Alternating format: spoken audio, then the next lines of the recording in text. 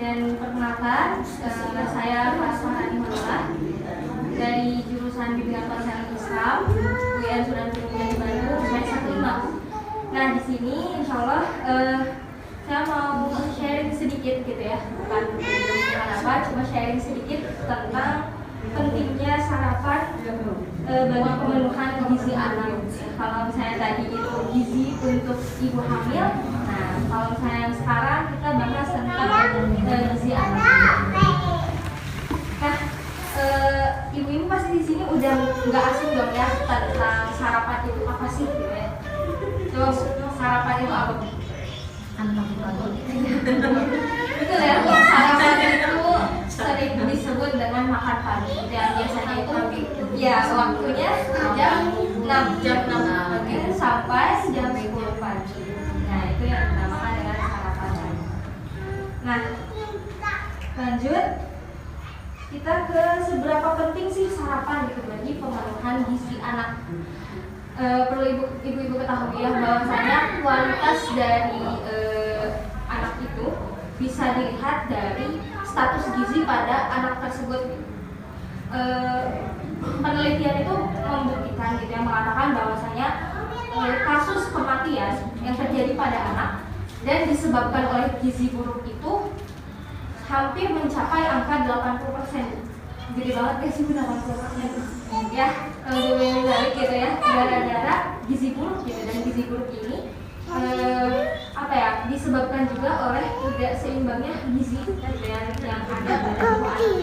Nah, salah satu pemenuhan gizi pada anak itu ya biar seimbang itu salah satunya adalah dengan cara pembiasaan sarapan. Terus penelitian lain juga mengatakan sekitar 36,1% itu anak tergolong pendek saat memasuki usia sekolah karena tidak seimbangnya juga gizi pada anak gitu. Jadi dapat dipahami dengan sangat ya pentingnya sarapan gitu ya untuk penunjang gizi anak gitu ya. Nah, kita lanjut lagi ke kalau tadi itu seberapa penting. Nah, sekarang ke manfaat yang bisa didapatkan dari sarapan. Kira-kira dari ibu-ibu dulu deh, manfaatnya apa aja?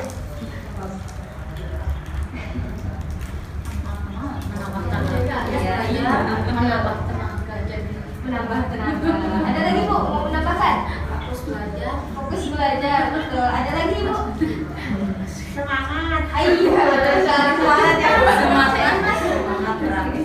Iya, betul ya Bu. Jadi betul banget ya yang ibu-ibu katakan gitu ya. Manfaat yang pertama itu adalah meningkatkan konsentrasi pada pembelajaran. Yang kedua itu mencegah anak kelelahan. Dan yang ketiga itu adalah menjaga stamina tubuh. Nah, penelitian juga nih yang mengatakan kalau siswa yang meninggalkan sarapan itu nilai ujiannya atau prestasinya itu lebih rendah dibandingkan dengan anak yang sudah sarapan dulu sebelumnya di rumah. Karena apa?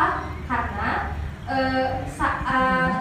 sebelum pagi kan malam dulu tuh si anak pasti tidur kan, istirahat. Dan tidur itu bisa mencapai 8 atau 9 jam kan Bu ya. Nah, saat proses tidur itu tubuh itu kehilangan istilahnya karbohidrat gitu. Dan karbohidrat ini adalah penyuplai atau penyumbang terbesar dalam kekuatan atau energi pada tubuh gitu. Makanya kalau misalnya meninggalkan sarapan, otomatis si anak ini akan jadi konsentrasinya menurun gitu karena lemas mulai gitu ya Bu ya. Jadi gitu, jadi kurang semangat Bu karena kurangnya energi yang masuk ke dalam tubuh. Nah, lalu gimana sih gitu ya caranya untuk mendapatkan gizi seimbang? Nah, ada yang namanya 4 pilar gizi seimbang. Ibu-ibu udah ada yang tahu mengenai 4 pilar gizi seimbang ini apa? Apa aja? Oke, jadi yang pertama itu ada mengkonsumsi aneka ragam pangan gitu. Jadi bukan hanya aneka ragam macamnya aja gitu, bukan cuma kayak telur, tahu, tempe, bukan itu doang, tapi yang udah dibahas sama teman saya tadi juga mengenai apa ya? kayak proteinnya, karbohidratnya, vitaminnya, zat besinya gitu. Jadi itu pun harus diperhatikan gitu ya, harus beraneka ragam juga gitu dalam satu tim gitu.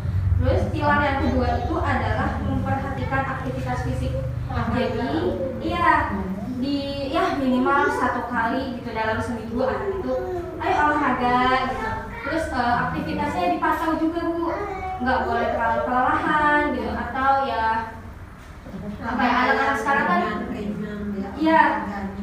terus nggak boleh terlalu kayak bergadang gitu kan, banyak kan sekarang anak-anak yang sering bergadang gitu ya, itu mempengaruhi juga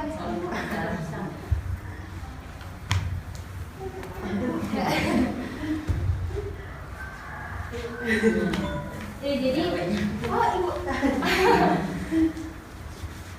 ibu punten ibu ya. Jadi tadi yang kedua itu kan memperhatikan aktivitas fisik ya Bu ya, sudah singkat.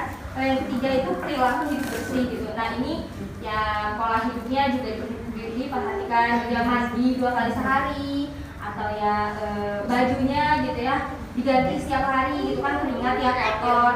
Terus tempat tidurnya apakah bersih atau enggak gitu, itu juga diperhatikan. Lalu pilar yang keempat, yang terakhir itu ada pemantauan berat badan.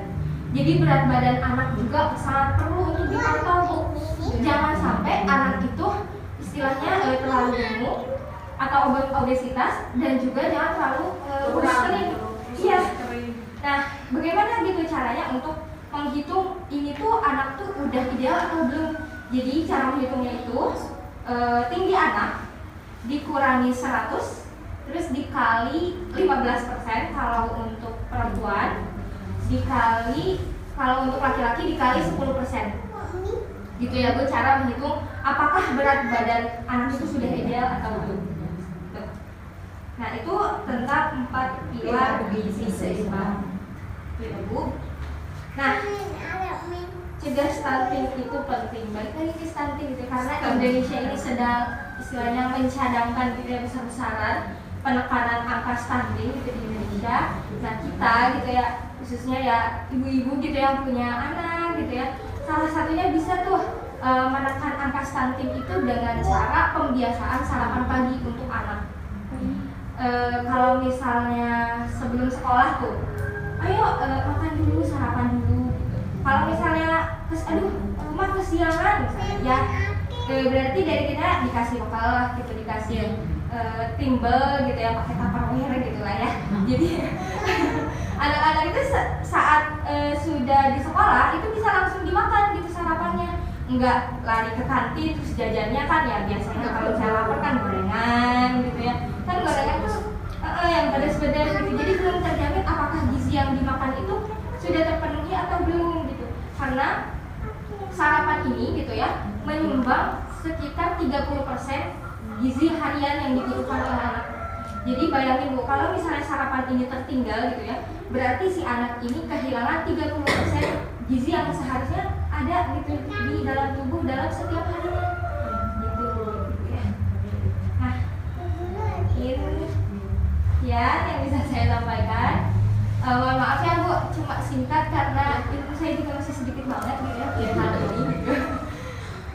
Jadi mohon maaf gitu ya apabila terdapat kesalahan gitu dalam penyampaian, dalam perkataan saya gitu, dan mungkin dari ibu-ibu mau menambahkan gitu ya tentang ini, boleh mentransfer ilmunya kepada saya gitu, karena aku tidak cuma apa tuh ya, masih mahasiswa gitu ya, masih ilmunya masih jauh gitu ya kalau saya dibanding dengan ibu-ibu gitu. Ya ada nggak yang ibu-ibu mau menyampaikan gitu, mau mentransfer ilmu ke saya? Boleh.